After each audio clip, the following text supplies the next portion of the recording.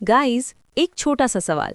आपके आसपास जो भी चीजें हैं, बोतल, किताब, बैग, टेबल, क्या ये सब सेम टाइप की बनी होती हैं या फिर हर चीज का मटेरियल अलग होता है? बस यही क्यूरियोसिटी आज हम बिल्ड करेंगे और इसी से शुरू होगा हमारा चैप्टर, हमारे आसपास की सामग्री। चलो शुरू करते हैं। नमस्ते, कैसे हैं आप सब? लंबी समर हॉलिडेज के बाद स्कूल वापस आने की एक्साइटमेंट ही अलग होती है ना? अब जरा स्लाइड पर देखिए। हमारे दोस्त धनु और शरीत भी स्कूल लौट आए हैं और दोनों कितने एक्साइटेड लग रहे हैं। वे एक दूसरे को अपनी नई नोटबुक और पेन दिखा रहे हैं और तभी क्लास में विद्या मैम एंटर करती हैं और एक बहुत इंटरेस्टिंग बात बोलती हैं। वो कहती हैं, बच्चों, आज हम इन चीज़ों को एक बिल्कुल नए नज़रिए से देखेंगे। अब बच्चों, आप भी अपनी डेस्क पर रखी चीज़ें देखो। आपकी बॉटल, आपकी पेंसिल, आपकी नोटबुक या फिर धनु की नोटबुक, क्या ये सब चीज़ें सेम दिखती हैं? क्या ये सब एक ही चीज़ से बनी है? यही छोटा सा क्वेश्चन आज के हमारे एक्साइटिंग लेसन की बेस बनता है, हमारे आसपास की सामग्री। तो चलिए इस फन जर्नी की शुरुआत करते हैं। क्या आपने कभी ध्यान दिया है कि हमारे आसपास की हर ऑब्जेक्ट किसी न किसी पदार्थ से बनी होती है? जिस पदार्थ का यूज करके हम कोई ऑब्जेक्ट बनाते हैं उसे हम कहते हैं मटेरियल यानी सामग्री। अब स्क्रीन के लेफ्ट साइड देखिए, ये डॉटेड एरोज दिखा रहे हैं कि कैसे एक मिट्टी का ढेर धीरे धीरे कन्वर्ट होकर ब्यूटीफुल बर्तन बन जाता है और वैसे ही एक लकड़ी का लट्ठा कन्वर्ट होकर एक स्ट्रॉन्ग चेयर बन जाता है। मटेरियल कुछ भी हो सकता है, paper, iron, plastic, would, anything. और एक सुपर इंटरेस्टिंग बात, क्या आप जानते हो कि एक बड़ी चीज़ जैसे हमारा घर, उसको बनाने में सिर्फ एक मटेरियल नहीं लगता, बल्कि कई मटेरियल्स लगते हैं, जैसे ईंट, सीमेंट और लोहे जैसी चीज़ें। तो कंक्लूजन ये है, मटेरियल ही वो बेस है जिससे हमारी पूरी दुनिया बनी हुई है। अब चलिए मटेरियल और ऑब्जेक्ट्स के इस रिलेशन को थोड़ा और डीप में समझते हैं। इस स्लाइड को ध्यान से देखिए। एक ही ऑब्जेक्ट कई अलग अलग मटेरियल से बन सकती है। एग्जाम्पल, आपकी प्लेट या थाली, वो स्टील की भी हो सकती है, ग्लास की भी हो सकती है और प्लास्टिक या पेपर की भी हो सकती है। अब दूसरी साइड देखिए, एक ही मटेरियल से हम बहुत सारी डिफरेंट चीज़ें बना सकते हैं, जैसे वुड से चेयर, टेबल, हल, बैलगाड़ी और उसका व्हील तक बन जाता है, और पेपर से नोटबुक, न्यूज़पेपर और टॉयज़ तक बन जाते हैं। तो सबसे ज़रूरी क्या है? राइट मटेरियल सिलेक्शन, क्योंकि अगर हम गलत मटेरियल चूज कर लें तो ऑब्जेक्ट अपना काम सही से नहीं कर पाएगा। चलिए देखते हैं कैसे। अब इमेजिन करो, अगर हम कपड़े का ग्लास बना दें और उसमें पानी डालें तो क्या होगा? स्लाइड में देखिए, ये स्टूडेंट कितनी शॉक्ड है। जैसे ही वो कपड़े वाले ग्लास में पानी डालती है, पूरा पानी लीक होकर नीचे गिर जाता है। अब इससे हमें क्या सीख मिलती है? सिंपल, हमें ग्लास के लिए ऐसा मटेरियल चाहिए जिसमें वाटर रोकने का गुण हो, जैसे ग्लास, प्लास्टिक या मेटल। कपड़ा पानी रोक नहीं सकता, इसलिए कपड़े का ग्लास बनाना सही आइडिया नहीं है। तो बच्चों, हमेशा याद रखना, किसी भी ऑब्जेक्ट का यूज उसकी मटेरियल प्रॉपर्टीज पर डिपेंड करता है। आपके प्लेग्राउंड में भी साइंस छुपा होता है। जरा इन 3 बॉल्स को देखिए। डिफरेंट मटेरियल्स की वजह से इनकी बाउंसिंग अलग होती है। टेनिस बॉल रबर से बनी होती है, इसलिए ये सबसे ज्यादा बाउंस करती है। स्लाइड में डॉटेड लाइंस देखो, ये हाई बाउंस शो कर रही हैं। क्रिकेट बॉल लेदर या कॉर्क से बनी होती है, ये हार्ड होती है, इसलिए कम बाउंस करती है। और एक्सरसाइज वाली बॉल सॉफ्ट होती है। तो हमने क्या समझा? हम ऑब्जेक्ट्स को उनके डिफरेंट गुणों के बेसिस पर अलग अलग ग्रुप्स में डाल सकते हैं, जैसे बाउंस और हार्डनेस के बेसिस पर। बच्चों, क्या आपने नोटिस किया है कि कुछ चीज़ें बहुत चमकती हैं? जिन ऑब्जेक्ट्स में नेचुरल शाइन होती है उन्हें हम कहते हैं लस्ट्रस यानी द्युतिमय, जैसे गोल्ड, सिल्वर, कॉपर। और जो नहीं चमकते, जैसे वुड या कार्डबोर्ड, उन्हें कहते हैं नॉन लस्ट्रस यानी द्युतिहीन। अब एक मज़ेदार एक्सपेरिमेंट देखिए। स्लाइड पर नाइफ से कट की हुई मेटल सरफेस दिखाई गई है। कई बार हवा और नमी की वजह से मेटल डल हो जाती है, लेकिन जैसे ही आप उसे काटते हो, अंदर की फ्रेश सरफेस फिर से शाइनी दिखती है। और हाँ, एक फेमस लाइन आपने सुनी होगी, हर चमकती चीज़ सोना नहीं होती।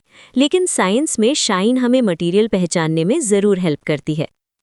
अब बात करते हैं टच और फील की। जो चीज़ें आसानी से दब जाएं या स्क्रैच हो जाएं, वो होती हैं सॉफ्ट यानी नरम, जैसे स्पंज और रबर।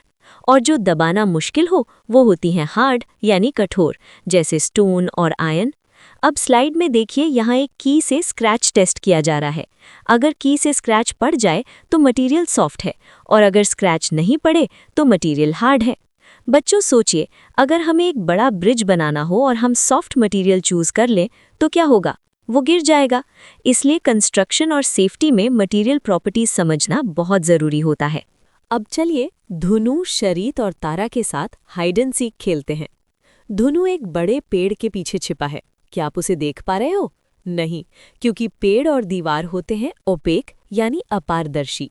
अब तारा ग्लास डोर के पीछे खड़ी है और क्लियरली दिखाई दे रही है, क्योंकि ग्लास होता है ट्रांसपेरेंट यानी पारदर्शी। और अब उस विंडो को देखो जहां तेल लगा पेपर है, उसके पीछे चीजें ब्लरी दिख रही हैं। इसे कहते हैं ट्रांसल्यूसेंट यानी पारभासी। तो अगली बार हाइड एंड सीक खेलते समय साइंस जरूर अप्लाई करना। अब टाइम है एक सुपर फन सॉर्टिंग गेम का। हमारे पास 3 बॉक्सेस हैं। ट्रांसपेरेंट बॉक्स में रखेंगे साफ पानी और ग्लास टम्बलर, ट्रांसलूसेंट बॉक्स में रखेंगे बटर पेपर और फ्रॉस्टेड ग्लास, ओपेक बॉक्स में रखेंगे वुडन बोर्ड और मेटल बॉक्स। अब बच्चों एक स्मार्ट क्वेश्चन, शॉपकीपर कैंडीज और बिस्किट्स को हमेशा ट्रांसपेरेंट बॉक्स में ही क्यों रखता है? एब्सोल्युटली सही, ताकि कस्टमर्स उन्हें इजीली देख सकें और वो जल्दी बिके। ये क्लासिफिकेशन का एक स्मार्ट और प्रैक्टिकल यूज है। बच्चों, पानी सच में मैजिकल है। चलो 5 ग्लासेस के साथ एक एक्सपेरिमेंट करते हैं। जो चीज़ें पानी में पूरी तरह डिसॉल्व हो जाती हैं और गायब लगती हैं, उन्हें कहते हैं सॉल्युबल यानी घुलनशील, जैसे शुगर और सॉल्ट। लेकिन ध्यान से देखिए, सैंड नीचे बैठ गई है और वुड का सॉडस्ट ऊपर फ्लोट कर रहा है। चॉक पाउडर भी पूरी तरह डिसॉल्व नहीं होता। इन सब को कहते हैं इनसॉल्युबल यानी अघुलनशील। तो याद रखना, पानी में पूरी तरह मिक्स होकर गायब हो जाना ही सॉल्युबिलिटी है। अब एक इम्पॉर्टेंट सवाल, क्या सिर्फ सॉलिड्स ही पानी में डिसॉल्व होते हैं? नो, लेमन जूस पानी में अच्छे से मिक्स हो जाता है, लेकिन ऑयल अपनी अलग लेयर बना लेता है। और अब सोचो, फिश पानी में सर्वाइव कैसे करती है? स्लाइड पर फिश के पास जो O2 के बबल्स दिख रहे हैं, वो बताते हैं कि ऑक्सीजन पानी में डिसॉल्व्ड होती है और उसी से फिश सांस लेती है। और बच्चों, आज हम एक लाइफ सेविंग सोल्यूशन भी सीखेंगे, ORS। ORS बनाने के लिए 1 लीटर ठंडा उबला हुआ पानी लीजिए, उसमें 6 चम्मच चीनी डालिए और सिर्फ आधा चम्मच नमक मिलाइए। ये सोल्यूशन वॉमिटिंग और डायरिया के टाइम शरीर में वाटर लॉस पूरा कर सकता है और कई बार जान भी बचा सकता है। क्या आपने कभी फील किया है कि एम्प्टी स्कूल बैग और बुक से भरे बैग में कितना डिफरेंस होता है? इस डिफरेंस को कहते हैं मास यानी द्रव्यमान। अब स्लाइड में देखिए, हमारे पास 3 सेम कप्स हैं। जब हम इन्हें डिजिटल वेइंग मशीन पर रखते हैं तो पेबल वाला कप सबसे हैवी निकलता है। स्क्रीन पर रीडिंग देखो, 44.92 ग्राम्स। कंक्लूजन क्या निकला? सेम साइज होने पर भी अगर किसी चीज में मैटर ज्यादा है तो उसका मास भी ज्यादा होगा। बच्चों, दुनिया में हर ऑब्जेक्ट स्पेस ऑक्यूपाई करता है। इस स्पेस को कहते हैं वॉल्यूम यानी आयतन। स्लाइड वाला एक्सपेरिमेंट देखिए, एक ग्लास में पानी भरा हुआ है और जब हम उसमें स्टोन डालते हैं तो वाटर लेवल A से बढ़कर B तक चला जाता है। ऐसा क्यों हुआ?